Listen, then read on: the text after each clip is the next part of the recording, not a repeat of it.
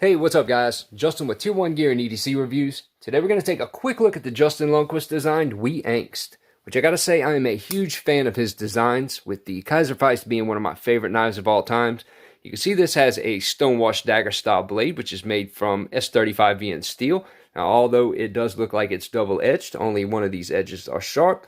Now, of course, you could change that and sharpen up the backside, because the blade actually sits far enough into the handle where you're not going to run the risk of cutting yourself, digging around in your pocket or anything like that. Now, the handle is made from a combination of carbon fiber and G10, and all of the hardware is made from titanium, including the clip, which is not necessarily a deep carry clip, but it is bolted from the inside, so you are completely free of obstructions. Now, the overall length on this guy is 7.03 inches, with the blade being 3.06.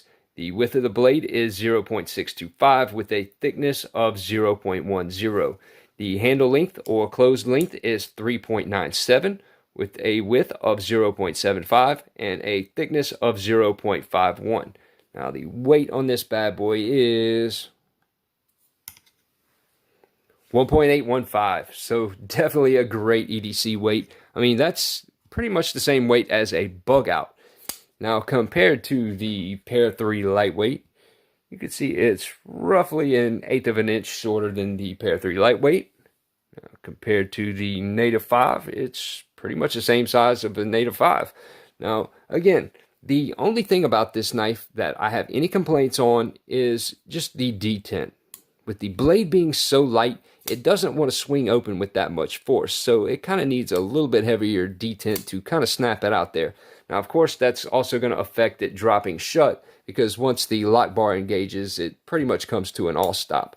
But again, this knife is just done quite well, even though I don't recommend going stabbing it into a tree or any car hoods or anything like that, because I'm pretty sure it has its limits.